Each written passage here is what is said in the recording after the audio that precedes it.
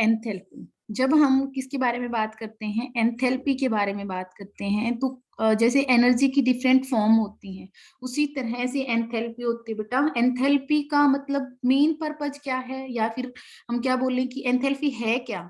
तो ये क्या होती है, किसी भी सिस्टम के अंदर जितनी हीट होती है, यानी कि हीट कंटेंट जितना होता है किसी भी सिस्टम के अंदर, उसको जो बोलते हैं उसको हम बोलते हैं एंथैल्पी। मतलब एक टाइप से ऐसे बोल सकते हो कि हीट को ही एंथैल्पी का नाम दिया गया है, लेकिन कंडीशन लगा दी गई है, यानी कि heat content at constant pressure. यानी कि जितना भी जो भी अगर हम प्रेशर को, किसी भी सिस्टम के प्रेशर को कांस्टेंट कर देते हैं, ध्यान से सुनना है अब। अगर हम किसी भी सिस्टम के प्रेशर को कांस्टेंट करते हैं, ठीक है, मान लीजिए हमारे पास एक पर्टिकुलर सिस्टम है और हम वहां पे क्या कर देते हैं, उसका जो प्रेशर है, उसका कोई भी पर्टिकुलर सिस्टम है उसका अगर हम प्रेशर को कांस्टेंट कर देते हैं, तो उस टाइम पे हीट जितनी भी एब्जॉर्ब हुई, ठीक है, या फिर वहां से रिलीज हुई, उस सब को जो चेंज है, जो हीट का जो चेंज है, उसी को हम क्या बोलते हैं, एंथैल्पी बोलते हैं। कोई बड़ी कोई अलग चीज नहीं है, बस नाम बदल दिया गया है। हीट कंटेंट यानी कि हीट जो हम पढ़ते थे एनर्जी की ही फॉर्म है, अगर उसको हम कांस्टेंट प्रेशर के ऊपर कांस्टेंट प्रेशर के ऊपर देखते हैं, तो उसी को हम क्या बोलते हैं, एंथैल्पी बोलते हैं। बनता कैसे है और कैसे हम फाइंड आउट कर सकते हैं, कैसे यहाँ से बहुत सारे न्यूमेरिकल बनते हैं, उसके बारे में हम बात करेंगे। देखो, पहले जो अभी तक आपने पढ़ा था वो क्या था बेटा, हमने पढ़ा था डेल यू के बारे में। यानी कि मैंने आपको सिखाया था लास्ट क्लास के अंदर कि जो इंटरनल एनर्जी, एक किसी भी सिस्टम की जो इंटरनल एनर्जी है, उसको एग्जैक्ट यू को कभी नहीं फाइंड आउट किया जा सकता, उसको नहीं पता लगाया जा सकता। लेकिन इंटरनल एनर्जी के अंदर जो चेंज है वो दो तरीके से होगा। एक तो हीट, यानी कि हीट चली जाए या फिर आ जाए उस सिस्टम के अंदर, तब इंटरनल एनर्जी चेंज हो जाएगी। या फिर उसके अंदर वर्क डन कर दिया जाए, या फिर वहां से वर्क मतलब उसकी दोबारा कर दिया जाए। ठीक है, work done on the system, work done by the system. ठीक है, तो सिंपल सी बात है। तो यहाँ पे ये वाला कंसेप्ट हम पहले पढ़ चुके हैं कि जो इंटरनल एनर्जी होती है किसी भी सिस्टम की, उसके अंदर दो तरीके से चेंज पॉसिबल है। एक तो होता है हीट की फॉर्म में, एक होता है वर्क की फॉर्म में। अब हमने एक चीज के बारे में और बात की थी बेटा, डेल यू। अगर हम इसको खोल के लिखते हैं क्यू प्लस, अब डब्लू है जैसे यहाँ पे, तो हम डब्लू की बजाय, डब्लू को पहले हम मतलब एक एक्सप्रेशन के थ्रू सॉल्व कर चुके हैं, जिसमें क्या आया था, माइनस पी डेल वी। यानी कि वर्क की जगह हम क्या लिख सकते हैं, माइनस पी डेल वी लिख सकते हैं। तो अगर मैं इस एक्सप्रेशन को ऐसे लिख देती हूँ, del u is equal to q minus p del v, तो कोई अलग बात नहीं है। ठीक है, हमें ये वाला एक्सप्रेशन के बारे में हम पहले से ही फैमिलियर हैं। ठीक है, तो यहाँ पे ये जो है क्यू है, ये हीट है, और ये पी डेल वी क्या है, ये है हमारा वर्क। ठीक है, अगर मैं एक चीज को, मान लीजिए यहाँ पे प्रेशर को हम कांस्टेंट लेके चल रहे हैं, अगर मान लीजिए मैं वॉल्यूम को भी कांस्टेंट कर देती हूँ, वॉल्यूम को कांस्टेंट करने का मतलब कांस्टेंट वॉल्यूम, अगर मैं वॉल्यूम को कांस्टेंट कर देती हूँ, तो इसका मतलब वॉल्यूम के अंदर जो चेंज है वो जीरो हो गया। यानी कि जितना वॉल्यूम पहले था उतना ही बाद में है, तो जो उसके बीच का चेंज लिखते हैं हम यहाँ पे, वो तो कितना हो गया, जीरो। तो ओवरऑल ये वाली टर्म कितनी होगी, जीरो हो जाएगी, क्योंकि वहां पे डेल वी क्या है, जीरो। तो इसका मतलब जो ये उस टाइम पे जो भी चेंजमेंट, इसका मतलब हो गया बेटा, अगर वॉल्यूम को आप चेंज नहीं करा रहे तो वहां पे वर्क नहीं हो रहा है। इसका मतलब del u is equal to q v. V क्यों लिखा, क्योंकि ये जो हीट है ये अब किसके ऊपर है, ये मतलब कांस्टेंट वॉल्यूम के ऊपर है। तो हम इतना कर लेंगे कि ठीक है, हमारे पास कांस्टेंट वॉल्यूम के ऊपर हीट, इसका मतलब अगर आप वॉल्यूम को कांस्टेंट कर देते हो तो इंटरनल एनर्जी में जो चेंज होगा वो सिर्फ और सिर्फ एक मेथड से हो सकता है, और वो क्या है, हीट से। या तो उस सिस्टम के अंदर आप हीट को ऐड करवा दो, या उस सिस्टम से आप हीट को रिमूव करवा दो। तो ये दो मेथड है। तो इसका मतलब अगर आपसे क्यू वी पूछ ले, तो या तो क्यू वी लिख दो या डेल यू लिख दो बेटा, एक ही बात है। तो ये बहुत इंपॉर्टेंट एक्सप्रेशन बन जाता है। अगर हम वॉल्यूम को कांस्टेंट करते हैं तो डेल यू किसके इक्वल हो जाता है, क्यू वी के इक्वल हो जाता है। ठीक है, हमने कर लिया। अब दूसरी कंडीशन लगा देते हैं इसी के ऊपर। हम क्या लिखते हैं, अगर मान लीजिए बेटा एट कांस्टेंट प्रेशर, अब की बार हमने वॉल्यूम इस सिस्टम के लिए हम बात कर रहे हैं, वॉल्यूम को हमने कांस्टेंट करके देखा, कांस्टेंट वॉल्यूम, तो यहाँ पे volume zero, change in volume zero, तो यहाँ पे डेल यू कितना हो गया, क्यू के इक्वल हो गया। अब हम क्या करते हैं, एट कांस्टेंट प्रेशर, अगर हम प्रेशर को कांस्टेंट करेंगे, हमें देखना क्या है, हमें हीट के बारे में देखना है, हमें किसके बारे में देखना है, हमें हीट के बारे में देखना है, हमें और कुछ नहीं देखना है, हम हीट को टारगेट करके चल रहे हैं। अब हम कांस्टेंट, अगर हीट वॉल्यूम को कांस्टेंट करते हैं तो जो हीट में चेंज होगा वही वाला इंटरनल एनर्जी के चेंजमेंट के इक्वल था। अगर हम प्रेशर को कांस्टेंट करते तो बेटा प्रेशर तो कांस्टेंट कर दो, प्रेशर का चेंज थोड़ी ना लिख रहे हैं, यहाँ पे तो कांस्टेंट प्रेशर ही लिख रहे हैं हम। तो इसका मतलब हम क्या लिख सकते हैं, del u is equal to q minus, अब ये क्यू कौन सी पे देख रहे हैं हम, कांस्टेंट प्रेशर पे, तो जो ये सबस्क्रिप्ट लगाया जाता है, ये पी, जैसे ये इसको क्या बोल रहे हैं हम, ये जो सबस्क्रिप्ट लगाते हैं ये रिप्रेजेंट करता है कि कांस्टेंट क्या किया गया है उस सिस्टम के अंदर। तो हमने क्यू पी लिख दिया माइनस पी डेल वी, कुछ भी चेंज नहीं हुआ। इसका मतलब अगर मैं क्यू पी को यहाँ पे लिख लेती हूँ तो ये क्या हो जाएगा, डेल यू प्लस ये माइनस पी डेल वी इधर जाएगा, प्लस पी डेल वी। इसका मतलब अगर आप प्रेशर को कांस्टेंट करते हो तो इंटरनल एनर्जी के साथ साथ वर्क डन जो होता है उसका जो सम होता है उसी को हम क्या बोलते हैं, हीट कंटेंट यानी कि एंथैल्पी बोलते हैं। अब पॉइंट क्या दिया गया, अब सिंपल है बेटा, मैंने क्या किया, मैंने इसी हीट को कांस्टेंट प्रेशर पे जो नाम दिया गया है इसको मैंने रिप्रेजेंट कराने का एक तरीका निकाल दिया। मैंने बोला कि मैं इस क्यू पी को ऐसे नहीं लिखूंगी, मैं ये लिखूंगी डेल एच, तो क्या बड़ी बात है, ये एंथैल्पी नाम दे दिया, मैंने नाम दे दिया इसको कि जो ये क्यूपी है, जो हीट में जो चेंज हो रहा है, मैं सिर्फ किसको फोकस कर रही हूँ अब, पहले हम किसको फोकस करते थे, इंटरनल एनर्जी चेंज को हम देखते थे, अब हम हीट चेंज को देखते हैं। तो अगर हम सिस्टम को, कोई भी सिस्टम ले लेते हैं, हम उसका प्रेशर को कांस्टेंट कर देते हैं, फिर हम देखना चाहते हैं इसके अंदर हीट कितनी गई कितनी आई, ये वाली, तो उस टाइम पे जो हीट का जो चेंजमेंट होता है बेटा उसी को हम एंथैल्पी चेंज बोलते हैं। मान लीजिए उसकी हीट पहले कुछ 20 किलो जूल थी, बाद में जो उसकी हीट है वो 30 किलो जूल होगी। हीट, हम हीट के बारे में बात करें तो हम क्या बोलेंगे कि यहाँ पे एंथैल्पी चेंज कितना है, 10 किलो जूल का है। ठीक है, तो एंथैल्पी देखो, एनर्जी की बहुत सारी फॉर्म्स के बारे में पढ़ा है, हम एनर्जी की एक पर्टिकुलर फॉर्म को उठा लेते हैं, वो कौन सी है, हीट। ठीक है, तो उसके अंदर जितना चेंजमेंट आता है किसके ऊपर, कांस्टेंट प्रेशर के ऊपर, उसी को हम एंथैल्पी चेंज बोलते हैं। तो इसका मतलब मैं क्या लिख सकती हूँ बेटा, del H is equal to del you plus P del v. अब लिखवा लो, यहां से बहुत सारे क्वेश्चन बनेंगे, देखो ये वाला, ये एक इंपॉर्टेंट एक्सप्रेशन आ गया कि एंथैल्पी क्या है। कोई आपसे पूछे कि अब देखो ये क्या था, डेल यू क्या था, ये भी हीट कंटेंट ही था, लेकिन किस पे ऊपर, हीट कंटेंट, क्या मैं इसको ऐसे नहीं बोल सकती, ये डेल यू किसके इक्वल है, q v, heat content at constant constant volume, volume. ठीक है, अगर वॉल्यूम को कांस्टेंट कर देते हो उस टाइम पे इंटरनल एनर्जी में जो चेंज आता है उसको हम क्या बोलते हैं, मतलब इंटरनल एनर्जी, या फिर हीट में जो चेंज आता है उसको हम क्या बोलते हैं, इंटरनल एनर्जी। सिंपल है, heat content at constant volume उसको हम बोलेंगे डेल यू, और heat content at constant pressure उसको हम बोलेंगे डेल एच। सिंपल है बेटा, बहुत सिंपल है, लैंग्वेज को समझने की जरूरत है, सिर्फ आपको इतना पता होना चाहिए और कोई बड़ी बात नहीं है। हीट के, अब हीट को हमने फोकस में लेके चलना है कि हीट के बारे में, तो heat at constant volume del u, heat at constant pressure del h. ठीक है, तो अभी हमने पढ़ा कि डेल यू को हम क्या लिख सकते हैं, डेल यू को क्या वी भी लिख सकते हैं ना, हम बिल्कुल लिख सकते हैं।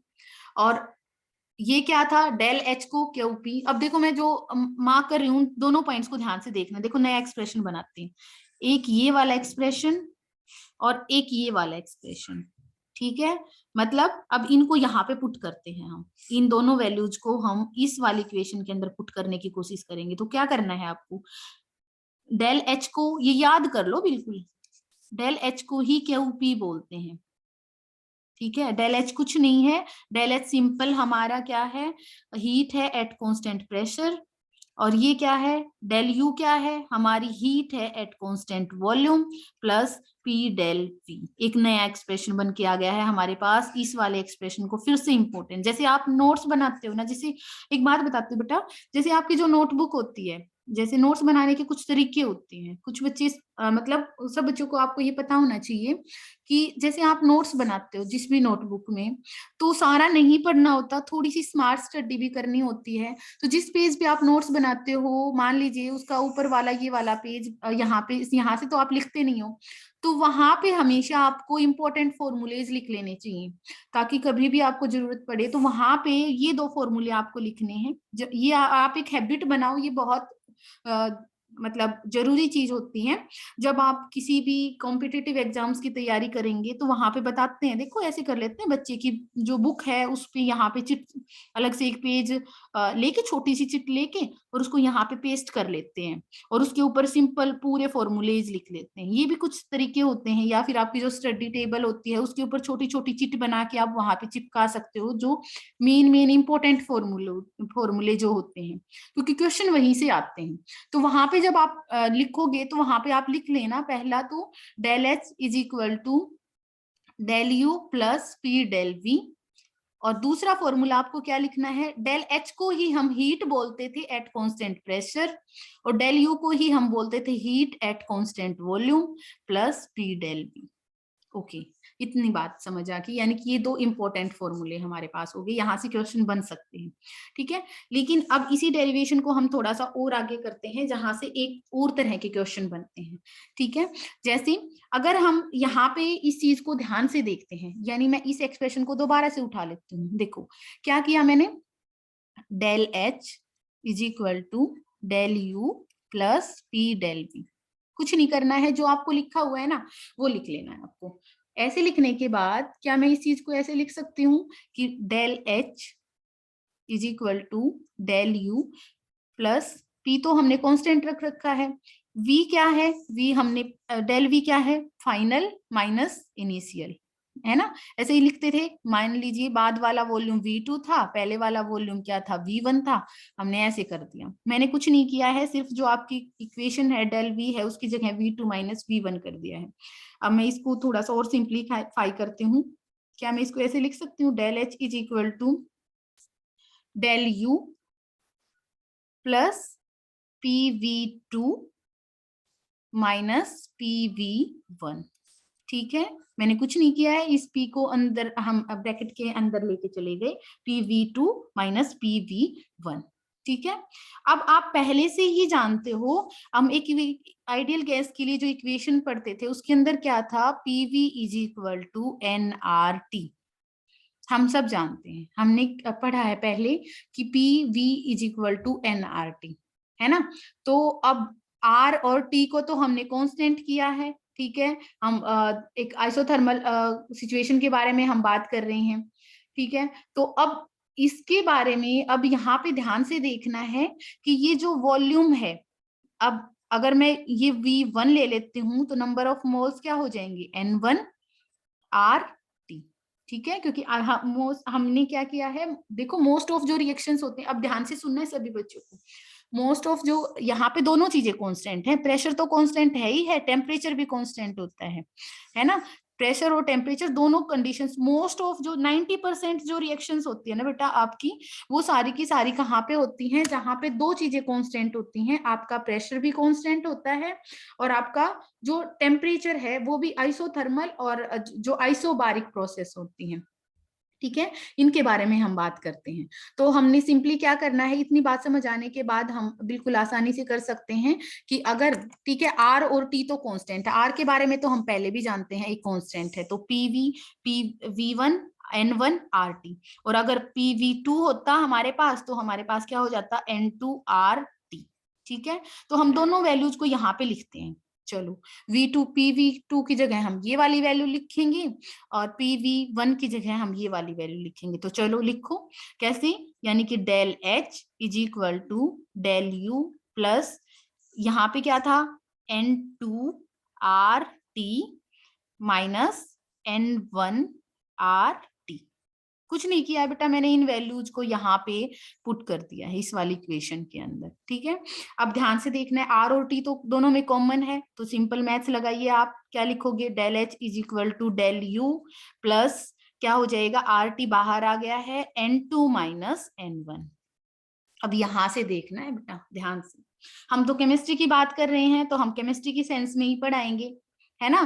पहले रिएक्शन के अंदर N1 मोल्स थे प्रोडक्ट के अंदर, फिर बाद में रिएक्शन होगी तो N2 मोल्स आ गए। तो इसका मतलब जो ये N2 है, ये क्या है, number of moles of product, क्योंकि हम तो अब केमिस्ट्री की सेंस में बात करेंगे। तो ये क्या है, number of moles of reactant, हम इसी की सेंस में बताएंगे।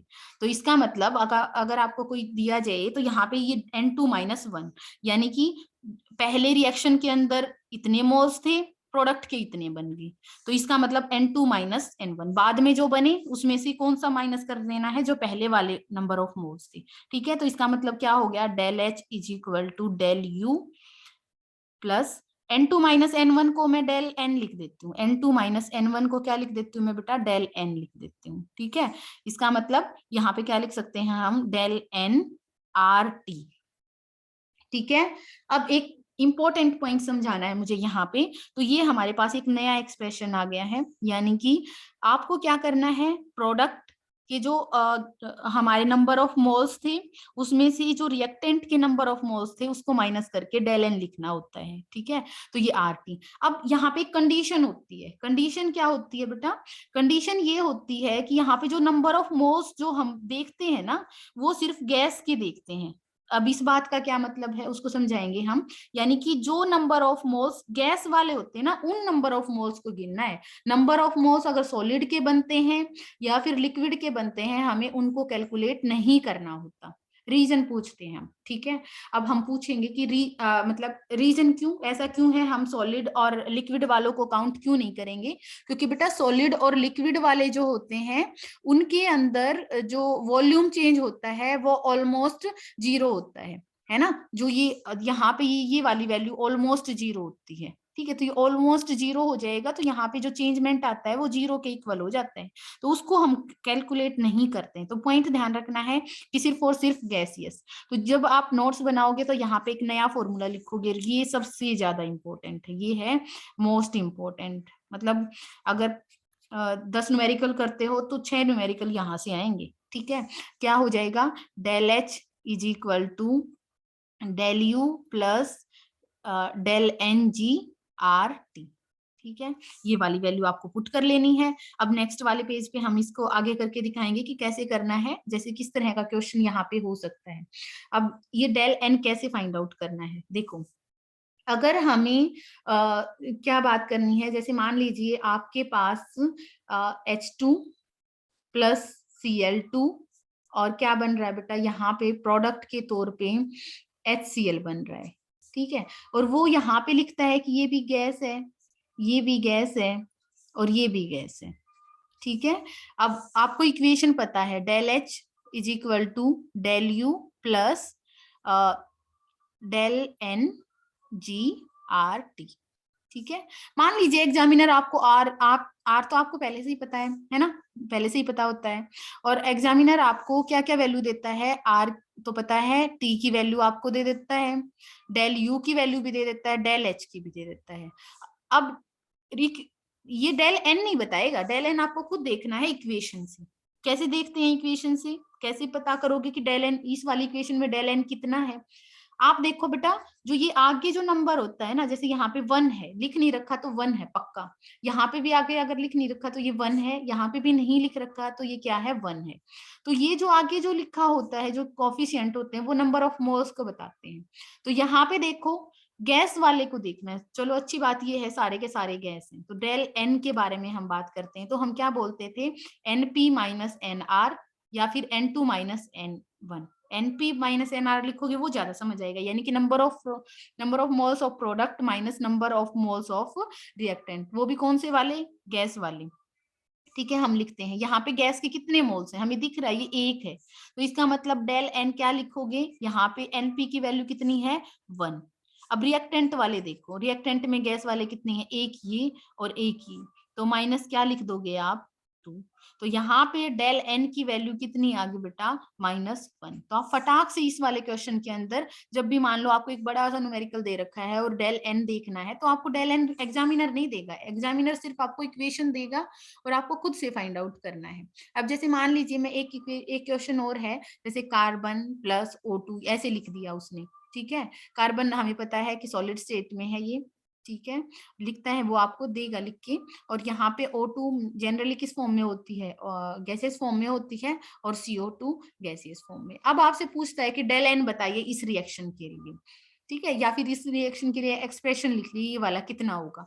तो क्या होगा, सिंपल सी बात है, NP - NR लिखिए। NP मतलब नंबर ऑफ गैसियस स्टेट कितना होगा, यहाँ पे 1 है बेटा, देखो सिंपल, यहाँ पे 1 है आएगा, यहाँ पे कितना है, 1। तो आप सिंपली लिखना स्टार्ट करिए, NP कितना है, 1। और यहाँ पे जो रिएक्टेंट है, रिएक्टेंट में अब ध्यान से देखना, देखो सॉलिड वाले काउंट नहीं करने हैं हमें, सॉलिड वाले काउंट नहीं करने हैं हमें, सिर्फ गैसियस फॉर्म वाले काउंट करने हैं, ठीक है। तो आप क्या लिखोगे, ये वाला तो काउंट नहीं करोगे, सिर्फ ऑक्सीजन वाला काउंट करोगे, तो N1 - N1, sorry NP - NR कितना हो जाएगा, 1 - 1 = 0। तो आप यहाँ पे 0 पुट कीजिए, तो यहाँ पे 0 पुट करोगे तो कितना आ गया, डेल H = डेल U, यानी कि जितना इंटरनल एनर्जी में चेंज है उतना ही एंथैल्पी में चेंज है, मतलब सेम है दोनों सिचुएशंस। तो पॉइंट क्या है, यानी आप यही वाली बात, अरे डेल P QP, और ये क्या था, QV, यानी कि हीट उतनी तो कांस्टेंट प्रेशर पे चेंज होगी, उतनी ही हीट कांस्टेंट वॉल्यूम पे चेंज होगी, ठीक है। बहुत सारी चीजें पढ़ने की जरूरत नहीं है बेटा, आपको जितना बोला जाए सिर्फ आप उतना कर लोगे क्लास के अंदर, तो वो मोर देन सफिशिएंट है, आप उससे कर सकते हो सारी की सारी चीजें। तो ये हमारे पास कुछ एक्सप्रेशन होगी, जैसे कि हम एंथैल्पी की चेंजमेंट के बारे में बात कर रहे थे, या फिर एंथैल्पी के बारे में बात करते हैं। अब आपको एनसीईआरटी में ढेर सारे क्वेश्चंस दे रखे हैं। अब एक फर्स्ट जहां से यहाँ हम बात करें, तो नेक्स्ट वाला एक एनसीईआरटी में यहाँ पे क्वेश्चन दे रखा है, इसके अंदर दे रखा है आपको कि जो एक वाटर, जैसे मान लीजिए मैं क्वेश्चन करके दिखा देती हूँ, एनसीईआरटी का सॉल्व्ड क्वेश्चन है यहाँ पे। इफ वाटर वेपर, ध्यान से देखना है, if water vapour is assume to be, उनको माना गया है, is assume to be perfect gas, यानी कि हम ऐसे मान लेते हैं कि जो वाटर वेपर्स हैं वो क्या है, एक परफेक्ट गैस है। मोलर एंथैल्पी, ध्यान से देखना है, molar enthalpy, molar enthalpy change at 1 bar and, pressure दे दिया ना आपको, 1 bar and 100 degree Celsius, 100 degree Celsius is 41 kilo joule, 41 kilo joule per mole, ठीक है। तो ये जो एंथैल्पी चेंज होता है, जो ये एंथैल्पी चेंज है, ये एंथैल्पी चेंज समझ गए ना, डेल एच के बारे में बात करता है, तो वो किसके बारे में बात कर रहा है, डेल एच के बारे में बात कर रहा है। वो कितनी है, 41 किलो जूल पर मोल दे रहा है, ठीक है। आपको कैलकुलेट करना है, आपको दो कंडीशंस दे रखी हैं। फर्स्ट है calculate the internal energy, internal energy change, यानी कि del U, internal energy change, internal energy change when एक कंडीशन दे रखी है, 1 mole of water, 1 mole of water, यानी कि आपको n की वैल्यू दे रखी है, is vaporised, is vaporised, vaporised, vaporised to, sorry, at 1 bar pressure, 1 bar and 100 degree Celsius. Simple सी बात है, वेपर्स किस में बनेगा, वही वाली बात है ना बेटा, एटमॉस्फेरिक जो प्रेशर है वो 1 बार या फिर 1 एटमॉस्फेरिक के इक्वल होता है, और जो हमारा बॉइलिंग टेम्परेचर होता है वो कितना होता है, 100 डिग्री सेल्सियस। और दूसरा आपसे पूछ रखा है, एक तो फर्स्ट तो ये पूछ रखा है, और दूसरी चीज पूछ रखी है, जब 1 mole of water, 1 mole of water converted in is converted into ice, यानी कि वो आइस के अंदर कन्वर्ट हो रहा है। बहुत आसान सा क्वेश्चन है ये, दिखने में चाहे कितना ही लेंथी आपको लग रहा हो, लेकिन ये बहुत आसान क्वेश्चन है, ध्यान से देखना है। देखो, अब आपको पहले ये पता होना चाहिए कि आपको कैलकुलेट क्या करना है और दे क्या रखा है। तो पहले हम उस चीज को हाईलाइट कर लेते हैं, हमें क्या दे रखा है। तो हमें दे रखा है कि मोलर एंथैल्पी चेंज, सिंपल सी बात है। हमें जो दे रखा है that is the molar enthalpy change, यानी कि डेल एच हमें दे रखा है। ठीक है, वो कितना दे रखा है, 41 किलो जूल पर मोल। ठीक है, हमने ये लिख लिया। ठीक है, डेल एच दे रखा है। कैलकुलेट क्या करना है, कैलकुलेट हमें करना है डेल यू, हमें फाइंड आउट करना है डेल यू। ठीक है, अब हमें और कौन सी चीजें दे रखी हैं। अब डेल एच और डेल यू में जो रिलेशन बनता है वो हमें पहले से पता है। एक तो ये वाला पढ़ा था हमने कि del H is equal to del you plus P del we, एक तो ये वाला पढ़ा था। लेकिन बेटा यहाँ पे तो वॉल्यूम की कोई बात नहीं हो रही हमारे पास, वॉल्यूम तो है ही नहीं कहीं पे, तो आपको कंफ्यूज नहीं होना था। देखो, किसी भी क्वेश्चन को, चाहे आप मैथ्स की बात करें, चाहे फिजिक्स की बात करें, चाहे केमिस्ट्री की बात करें, सबसे इंपॉर्टेंट चीज होती है आपको सिर्फ ये पता होना चाहिए कि दे क्या रखा है, आपके पास क्या क्या चीजें हैं और आपको फाइंड आउट क्या करना है। अगर आपको वो चीजें पता करनी आ जाती हैं तो आप किसी भी न्यूमेरिकल को, किसी भी क्वेश्चन को आसानी से सॉल्व कर सकते हैं। अब मेरे पास डेल एच और डेल यू है, मैंने जितना पढ़ाया है और मैं जितना जानती हूँ उसके अकॉर्डिंग दो रिलेशन है। एक तो डेल एच और del you plus P del we, और दूसरा रिलेशन है del H is equal to del U, और हम क्या करते हैं प्लस क्या कर रहे थे हम, डेल एन एन जी आर टी, ये वाला। सिर्फ हमारे पास ये दो एक्सप्रेशन है। अब देखो, पूरे क्वेश्चन में कहीं पे भी वॉल्यूम का तो कहीं जिक्र हो ही नहीं रहा है। प्रेशर के बारे में हम बात कर रहे हैं, पहले भी 1 बार था, बाद में भी 1 बार के बारे में हम बात कर रहे हैं, तो प्रेशर को कांस्टेंट रखा जा रहा है। ठीक है, तो यहाँ पे कहीं पे भी वॉल्यूम के बारे में कोई जिक्र नहीं हो रहा, तो पक्का ये वाली इक्वेशन तो लगनी नहीं है।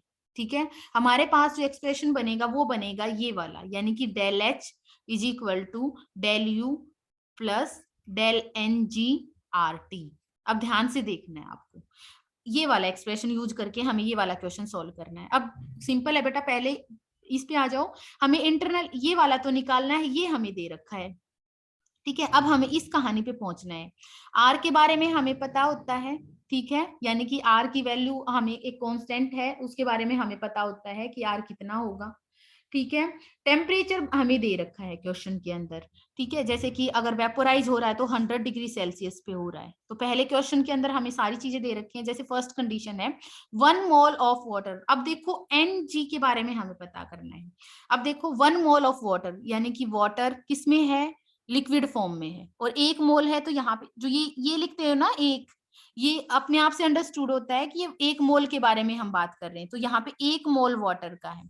ठीक है, वो किसके अंदर कन्वर्ट करवा दिया है, 1 mole of water is vaporise, इसका मतलब 1 मोल ऑफ किसके अंदर कन्वर्ट हो गया है, गैस के अंदर। ठीक है, तो रिएक्शन लिखना कोई बड़ी बात नहीं, बट आपको आती है रिएक्शन। तो अब देखो, डेल एन आपको पता चल गया, बिल्कुल पता चल गया, क्योंकि फॉर्मूले से तो आप लिख ही सकते हो। ये तो 1 है। देखो एन, डेल एन कैसे फाइंड आउट करते थे, N P minus N R. ठीक है, नंबर ऑफ प्रोडक्ट ऑफ, अब यहाँ पे तो 1 है, गैस के कितने हैं, यहाँ पे गैस वाले देखने हैं, तो प्रोडक्ट में तो कितना है 1। ठीक है, डेल एन कैसे लिखोगे 1, क्योंकि ये गैस वाला है। ठीक है, माइनस आर के लिए क्या लिखोगे बेटा, आर वाला 1 नहीं लिख सकते क्योंकि ये लिक्विड वाला है, तो हम क्या लिखेंगे 0। तो हमारे लिए डेल एन की वैल्यू कितनी आ गई, 1 आ गई है। ठीक है, तो हम वैल्यूज को पुट करते हैं फटाफट से। डेल एच हमें दे रखा है कितना है 41। ठीक है, और डेल यू हमें क्या करना है, फाइंड आउट करना है। ठीक है, प्लस एन जी की वैल्यू, डेल एन की वैल्यू हमने अभी फाइंड आउट की है, वो कितनी आई है 1 आ गई है। लिखो चाहे ना लिखो, लिखना चाहते तो लिख लो। आर की वैल्यू आपको पता है कितनी होती है 8.314। ठीक है, टेम्परेचर ऑब्वियस सी बात है, यहाँ पे दे रखा है 100 डिग्री सेल्सियस टेम्परेचर, क्योंकि हमें क्या करना है, अरे लिक्विड को बॉयल करना है, तो कितने पे करोगे 100 डिग्री सेल्सियस पे।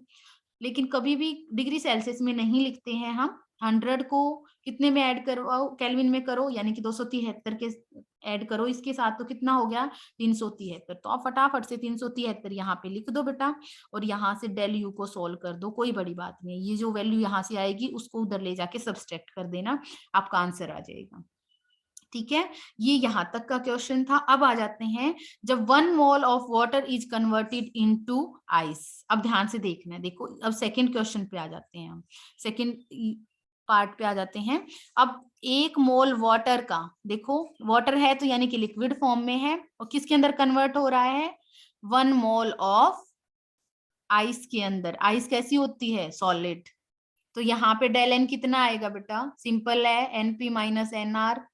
अरे कोई भी गैस नहीं है, यहाँ पे भी जीरो, यहाँ पे भी जीरो, तो डेल एन कितना आ गया, यहाँ पे तो जीरो आ गया। इक्वेशन क्या थी हमारे पास, del H is equal to del you plus n ji R T.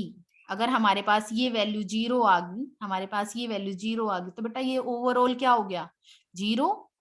ठीक है, और अगर ये ओवरऑल जीरो हो गया तो क्या हो गया, डेल एच किसके इक्वल हो गया, डेल यू के। तो डेल यू फाइंड आउट करना कोई बड़ी बात नहीं है। डेल एच हमें पहले से पता था, कितना था, 41 किलो जूल पर मोल। ठीक है, तो डेल यू भी कितना हो गया यहाँ पे, 41 किलो जूल पर मोल। इस तरीके से आप न्यूमेरिकल सॉल्व करोगे एंथैल्पी से रिलेटेड। अगर किसी भी बच्चे को कुछ भी डाउट है तो वो हैंड रेज करेगा बेटा। ये वाला हमारा टॉपिक था एंथैल्पी से रिलेटेड। आप इससे बहुत सारे न्यूमेरिकल्स खुद से सॉल्व करके देखना, बहुत आसान भी है और स्कोरिंग है। कर लोगे फिर सभी? Okay, very good. ठीक है बेटा, सभी बच्चे थम्स अप देना है सभी को, ताकि मुझे श्योरिटी हो जाए कि हाँ सब समझ आ गया है। वेरी गुड, ओके, चलो ठीक है बेटा। फिर है ना, अगर किसी बच्चे को कुछ भी वैसे भी कुछ समझ ना हो तो आप मैसेज ड्रॉप कर सकते हो, या फिर कॉल करके भी किसी भी टाइम पूछ सकते हो। ठीक है, और रिकॉर्डेड ये है मेरे पास, अगर किसी को किसी का किसी वजह से स्किप हो जाता है तो आप ले सकते हो। तो आज हम इतना ही करेंगे, बाकी हम कल करेंगे बेटा।